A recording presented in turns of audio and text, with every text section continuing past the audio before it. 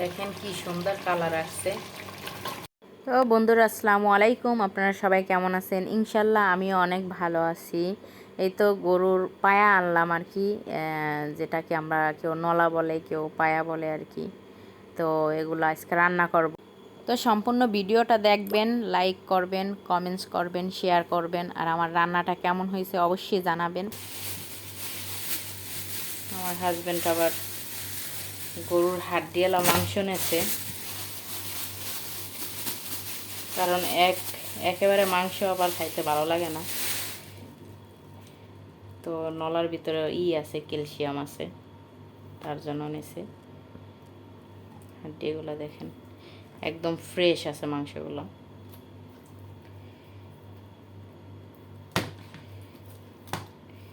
কত বড়, বিশাল বড় হাড্ডি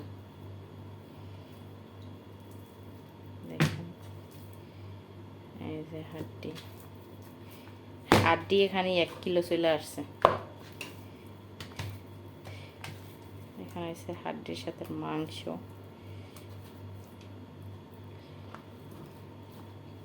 আর 1 কিলো চলে আসছে এখানে। তারপর এখানে নিলাম দুধ। এটা হচ্ছে লো ফ্যাট, মানে এই দুধে কোনো ফ্যাট নাই, এটার ভিতরে ফ্যাট লো ফ্যাট দুধ কি করছি নিচ্ছি। তারপর এগুলা খাইতে আমি অনেক পছন্দ করি, লাচ্ছি আর কি। এই যে এগুলা টক টক পুদিনা পাতার, এগুলা নিচ্ছি 4টে, যেগুলো 4টে নিচ্ছি। আর নিচ্ছি কাঁচামরিচ, আর নিচ্ছি কাঁচামরিচ। সবজি টবজি কোনো কিছু নেই নাই, কারণ সবজি টবজি আজকে করি নেই, আর একদিন নেব। তো এগুলো এখন আমি নর্মালে রেখে দেবো। এটা হচ্ছে একদমই লো ফ্যাট, এটার মধ্যে কোনো নাই, ফ্যাট নাই। এখানে সব ধরনের দুধ পাওয়া যায়, এগুলো আবার অরিজিনাল দুধ একদম, এখানে কোনো ডুপ্লিকেট দুধ নাই। আমার ফ্রিজের অবস্থা কি, পানি দিয়া ঠান্ডা পানি ফ্রিজের রাখছি, ঠান্ডা পানি রাখছি।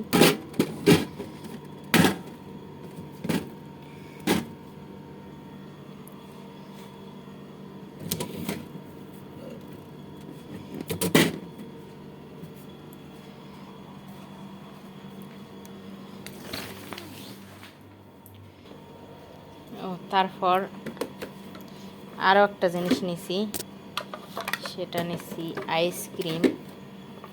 এগুলো গরমের মধ্যে খাইতে অনেক ভালো লাগে, টক টক।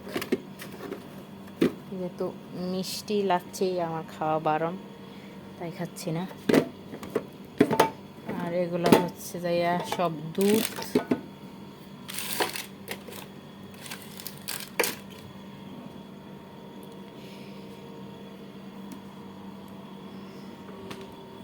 এই তো আমি আইসক্রিম নিছি একটা, আইসক্রিম এটা এখন রাইখা দিছি, পরে খাবো। আমার ফ্রিজের ভিতরে কোনো কিছু নাই, কারণ আমরা ফ্রিজে রাইখা কোনো কিছুই খাই না, টাটকা খাই। সব কিছু টাটকা আনি, টাটকা এনে টাটকা রান্না করি, টাটকা খাওয়া হয়। ফ্রিজে রাইখা জিনিস খাওয়া আমার হাজব্যান্ড একদমই পছন্দ করে না।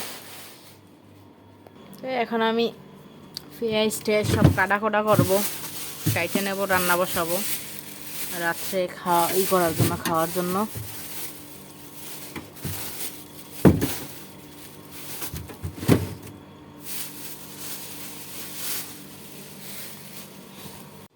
তো আমি নলা রান্না করার জন্য টমেটো দিয়ে দিছি, নলাগুলো ধুয়ে নিয়েছি। এখন আমি রসুন দিয়ে দেবো, আদা পেস্ট, আদা একটু বাড়াই দেওয়া লাগবে।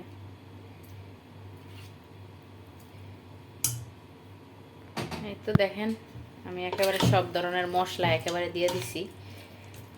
আমি এখানে মরিচের গুঁড়ো একটু ইউজ করিনি, আমি কাঁচামরিচ দিয়ে দিছি, কারণ আমি পায়াটা রান্না করব হলুদ হলুদ। এই যে দিয়ে দেবো। দেখেন আমি বড় করে পেঁয়াজ কেটে দিছি, কারণ পেঁয়াজ একবার করে গইলা যাবে, যেহেতু নলা সেদ্ধ হইতে দেরি হয়।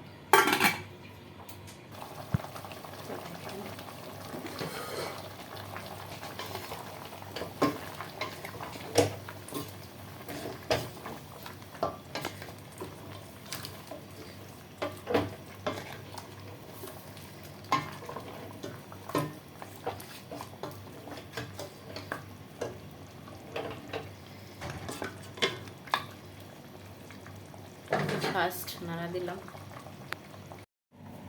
এই তো আমার লাচ্ছি বলতেছি আমি।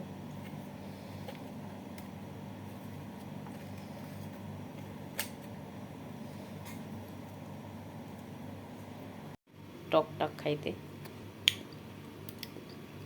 অনেক টক।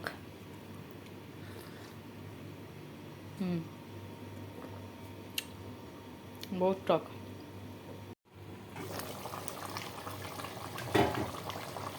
তো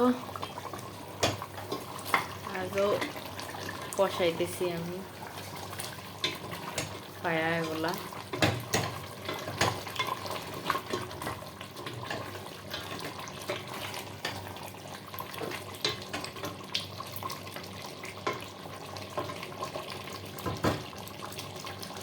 কষানোর পর তারপরই করবো জল দেব সেদ্ধ হওয়ার জন্য, আর একটু কষাবো।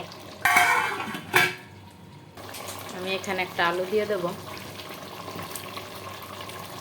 কারণ আমার হাজবেন্ড আলু খাইতে খুবই পছন্দ করে।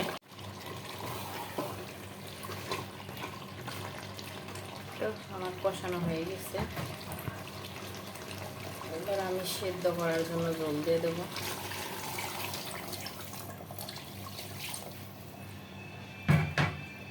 কারণ জল না দিলে সেদ্ধ হবে না।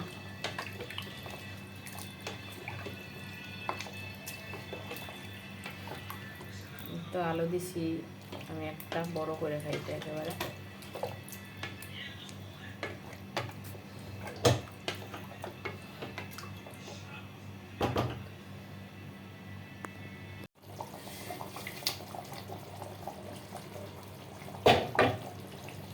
নলার ভিতরেই দিয়ে দিলাম রসুন আর পেঁয়াজ দিয়া তেলে দিছি আর কি নলা। এই তো আমার গরুর পায়া হয়ে গেছে।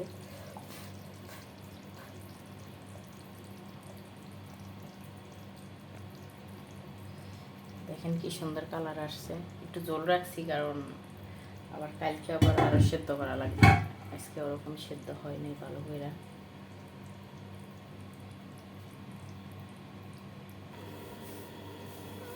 হয়ে গেছে নলা রান্না করা।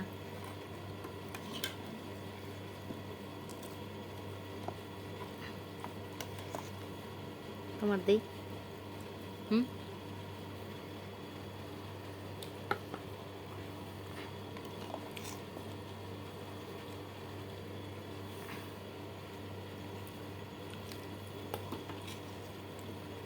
এই যে এটা হচ্ছে বড় পায়া একটা,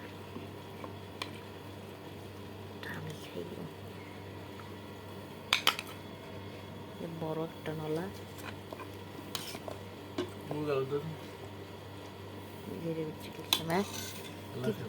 এই যে গ্লাস দিছি।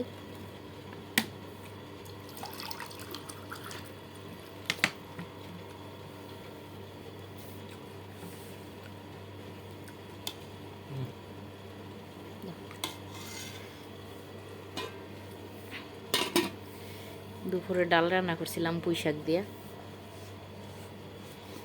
আমি শুধু এই নলাটাই খাবো।